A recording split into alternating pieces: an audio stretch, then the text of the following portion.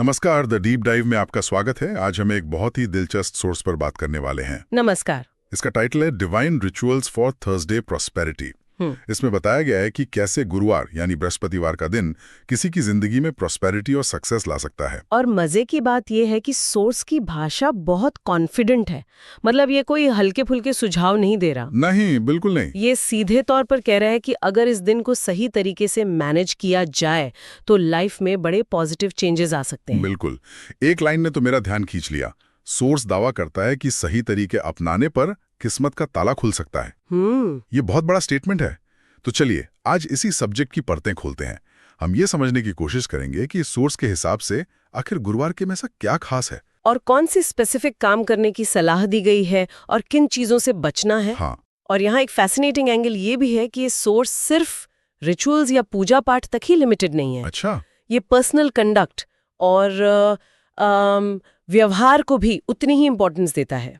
तो एक तरह से ये हमें कर्म, आस्था और हमारी डेली लाइफ के बीच के कनेक्शन को समझने का एक फ्रेमवर्क देता है। मतलब ये सिर्फ क्या करें नहीं बताता, बल्कि कैसे बने इसका भी एक हिंट देता है। बिल्कुल। अच्छा, तो ये एक होलिस्टिक अप्रोच है। तो फिर शुरुआत इसके कोर आइडिया से करते हैं। सोर्स के मुताबिक गुरुवार को इतना स्पेशल क्यों माना जाता है? मतलब हफ्ते के बाकी दिनों के मुकाबले इसमें ऐसा क्या है? सोर्स बहुत क्लियरली बताता है कि गुरुवार का दिन दो मेजर डिवाइन एनर्जीज को समर्पित है। ओके। पहले है देवों के गुरु बृहस्पति और दूसरे हैं भगवान विष्णु। अच्छा। अब इन दोनों के डोमेन को समझिए। बृहस्पति को ज्ञान, विवेक, भाग्य और शिक्षा का कारक माना जाता है। वो देवताओं के सलाहकार हैं, यानी द अल्टीमेट मेंटर। एग्जैक्टली। और दूसरी तरफ है भगवान विष्णु, जिन्हें ब्रह्मांड का पालक, अ प्रिजर्वर कहा जाता है। वो धर्म और समृद्धि के रक्षक हैं। तो जब एक ही दिन इन दो शक्तियों से जुड़ता है तो ये एक बहुत पावरफुल कॉम्बिनेशन बन जाता है। हाँ, एक ही दिन में ज्ञान और सृष्टि दोनों के स्वामियों का संगम। वाह, ये तो वाकई में एक पावर पैक दिन लगता है। एक तरफ वो जो ज्ञान देते हैं और दूसरी तरफ वो जो उस ज्ञान को बनाए रखने के लिए पूरी सृष्टि को चलाते हैं। आपने बिल्कुल सही पकड़ा। और इसी वजह से ये दिन तीन मुख्य चीजों का, आप कह सकते हैं, पोर्टल बन जाता है। और वो तीन चीजें हैं ज्ञान, धन और भाग्य। सोर्स के मुताबिक ये दिन इन तीनों डायमेंशंस को स्ट्रेंथन करने का एक सुनहरा मौका है। तो ये सिर्फ कैलेंडर का एक दिन नहीं, बल्कि एक स्पिरिचुअल अपॉर्चुनिटी के तौर पे प्रेजेंट किया गया है। जी, ये इंटरेस्टिंग है। तो ये सिर्फ पूजा पाठ का दिन नहीं, बल्कि अपनी लाइफ के इन कोर एस्पेक्ट्स को एक्टिवली इंप्रूव करने का भी एक मौका है। हाँ। इन्हीं से बात प्रैक्टिकल होनी शुरू होती है। सोर्स सिर्फ महत्व बताकर नहीं रुकता, बल्कि कुछ स्पेसिफिक एक्शंस भी बताता है। वो क्या है? सोर्स में बहुत क्लियर स्टेप्स दिए गए हैं। कहा गया है कि अगर आप चाहते हैं कि आपके रुके हुए काम बने, तो गुरुवार को कुछ नियम मानने चाहिए। सबसे पहला नियम है सुबह स्नान के बाद का। सोर्स कहता है कि व्यक्ति को पीले वस्त्र पहनने चाहिए। पीला रंग। ओके। और इसके बाद? दूसरा कदम है भगवान विष्णु या गुरु बृहस्पति को पीले फूल चढ़ाना। अच्छा, तो एक थीम डेवलप हो रही है यहाँ। हाँ, साफ दिख रहा है। पीला रंग, पीले कपड़े, पीले फूल। लेकिन सवाल यह है कि पीला रंग ही क्यों? क्या सोर्स में इसका कोई लॉजिक बताया गया है? सोर्स सीधे तौर पर तो नहीं, लेकिन अगर हम कॉन्टेक्स्ट को समझें तो इसका गहरा सिंबॉलिक मीनिंग है। पारंपरिक रूप से और ज्योतिष में भी पीला रंग गुरु बृहस्पति से जोड़ा जाता है। अच्छा, बृहस्पति ग्रह का रंग पीला माना गया। जी। और सिंबलिज्म के लेवल पे देखें तो पीला रंग ज्ञान, ऑप्टिमिज्म, हैप्पीनेस और प्यूरिटी का प्रतीक है।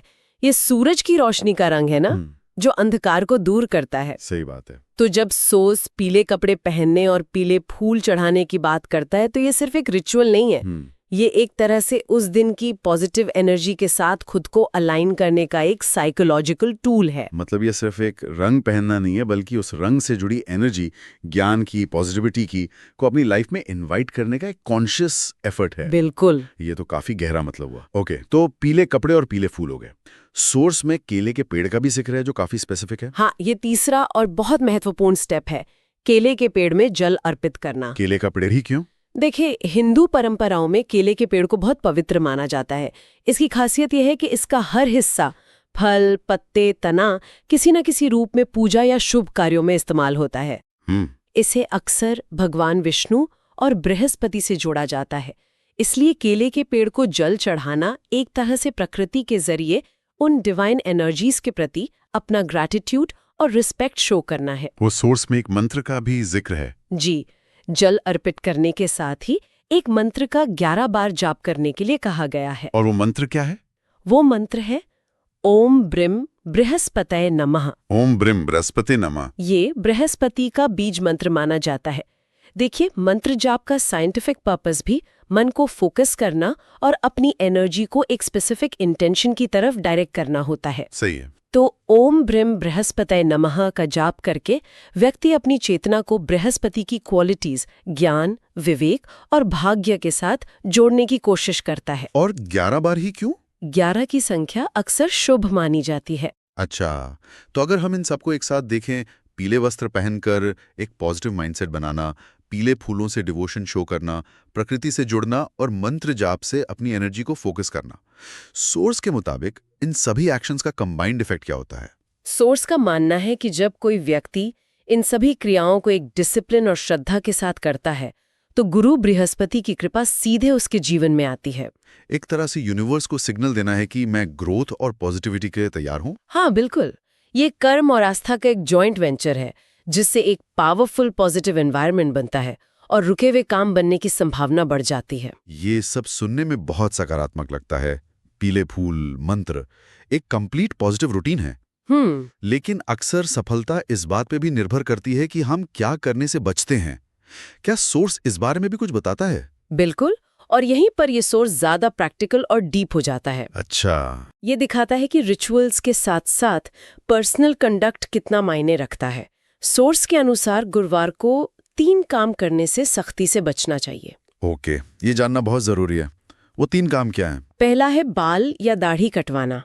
पारंपरिक मान्यताओं में अक्सर सप्ताह के कुछ खास दिनों पर बाल या नाखून काटने की मनाही होती है।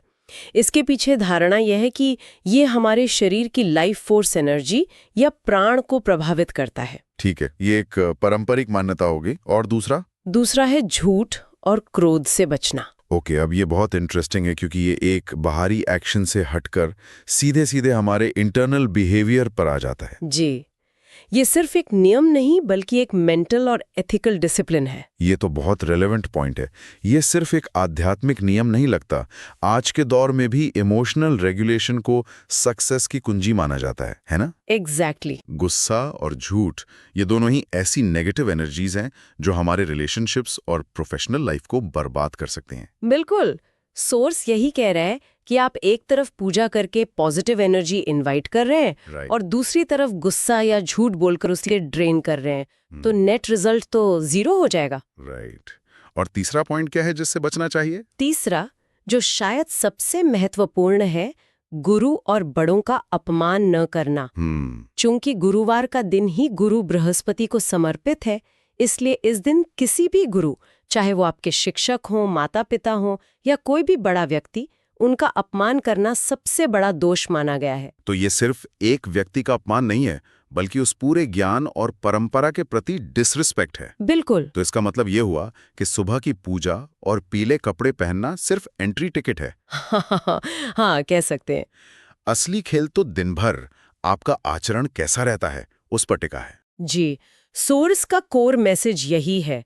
यहाँ पर बाहरी क्रियाओं जैसे बाल न कटवाना और आंतरिक शुद्धि जैसे क्रोध और झूठ से बचना, दोनों पर बराबर जोर है। और सोर्स में इसे लेकर एक बहुत सीरियस वार्निंग भी दी गई है अगर इन चीजों का ध्यान न रखा जाए। हाँ, सोर्स एक बहुत पावरफुल लाइन कहता है, वरना बना हुआ काम भी बिगड़ सकता है। बना हुआ काम भी बिगड़ सकता है। ये सिर्फ एक चेतावनी नहीं है, ये कॉज एंड इफेक्ट का एक सीधा साधा नियम है। ये बताता है कि इस बिलीफ सिस्टम में नेगेटिव एक्शंस का रिजल्ट कितना इमीडिएट माना जाता है। ये लाइन तो वाकई सोचने पर मजबूर करती है। इसका मतलब है कि जो पॉजिटिव एनर्जी आपने रिचुअल से गेन की है वो बहुत फ्रेजाइल है। हाँ, उसे बनाए रखने के लिए कंटिन्यूअस सेल्फ डिसिप्लिन की जरूरत है। ये आपको कांस्टेंट अवेयरनेस में रखता है। तो इन सब का निचोड़ क्या निकलता है? हमने देखा कि गुरुवार का महत्व क्या है, क्या करना चाहिए और क्या नहीं। इस पूरी जानकारी का सार क्या है? इसका सार ये है कि ये सोर्स प्रॉस्पेरिटी के लिए एक कॉम्प्रिहेंसिव ब्लूप्रिंट दे रहा है। ये सिर्फ धन या भाग्य पाने का कोई शॉर्टकट या जादुई नुस्खा नहीं है, बल्कि ये डिसिप्लिन, फेथ और सेल्फ अवेयरनेस के माध्यम से लाइफ को बेहतर बनाने का एक स्ट्रक्चर्ड तरीका है, जैसा कि इस सोर्स में बताया गया है। और इसमें पर्सनल रिस्पॉन्सिबिलिटी पे बहुत जोर है। ऐसा नहीं है कि आपने पूजा कर दी और आपकी जिम्मेदारी खत्म। एग्जैक्टली। इसमें व्यक्ति की अपनी जिम्मेदारी, अपने कर्मों, अपनी वाणी और अपने गुस्से पर कंट्रोल को उतनी ही इंपॉर्टेंस दी गई है जितनी पूजा पाठ को। तो ये बताता है कि प्रॉस्पेरिटी केवल बाहर से नहीं आती, वो आपके इंटरनल नेचर और एक्सटर्नल कंडक्ट का मिला-जुला रिजल्ट होती है। हाँ, एक होलिस्टिक फिलॉसफी है जो कहती है कि आप जो करते हैं, जो बोलते हैं और जो सोचते हैं, वो सब आपस में डीपली कनेक्टेड हैं। तो आज की इस चर्चा में हमने divine rituals for Thursday prosperity source के जरिए ये समझा कि गुरुवार को लेकर क्या मान्यताएं हैं। हमने जाना कि ये दिन गुरु बृहस्पति और भगवान विष्णु से जुड़ा है और इस वजह से ये ज्ञान, धन और भाग्य के लिए एक महत्वपूर्ण दिन बन जाता है। हमने ये भी देखा कि इस दिन कुछ खास क्रियाएं करने की सलाह दी जाती है, जैसे पीले वस्त्र पहनना, पीले फूल चढ़ाना और ओम ब्रह्म बृहस्पति नमः का 11 बार जाप करना। बिल्कुल। और साथ ही हमने ये भी देखा कि रिचुअल्स जितने ही इम्पोर्टेंट है, हमारा पर्सनल कंडक्ट भी उतना ही मायने रखता है। जी, सोर्स हमें 3 चीजों से बचने की सख्त हिदायत देता है, बाल कटवाने से लेकर झूठ बोलने या क्रोध करने जैसे बिहेवियरल फ्लॉज तक। और सबसे जरूरी, गुरु या बड़ों का अपमान करने से बचना, क्योंकि सोर्स के अनुसार इसका नेगेटिव असर बहुत तेजी से हो सकता है और बना हुआ काम भी बिगड़ सकता है। ये सब जानने के बाद एक विचार मन में आता है। बताइए। सोर्स एक खास दिन पर किए जाने वाले रिचुअल्स और बिहेवियर का एक क्लियर फ्रेमवर्क देता है ना? हाँ, तो ये सोचने पे मजबूर करता है कि इस तरह के वीकली रूल्स का साइकोलॉजिकल इफेक्ट क्या हो सकता है। मतलब आस्था से हटकर प्योरली एक साइकोलॉजिकल लेवल पर इसका हमारे मन पर क्या असर हो सकता है? हाँ, किसी भी बिलीफ सिस्टम से परे अगर हम इसे एक मेंटल एक्सरसाइज के रूप में देखें, तो क्या होता है जब आप हफ्ते का एक दिन पूरी तरह से पॉजिटिव एक्शंस और इंटेंशंस को डेडिकेट करते हैं। आप उस दिन कॉन्शियसली गुस्सा और झूठ से बचते हैं, आप ग्रैटिट्यूड प्रैक्टिस करते हैं। क्या ये एक तरह का वीकली रीसेट बटन हो सकता है? एक ऐसा दिन जो हर हफ्ते हमें अपने बिहेवियर और इंटेंशंस को रीवैल्यूएट करने का मौका देता है। बिल्कुल, ये सोचने वाली बात है कि इस तरह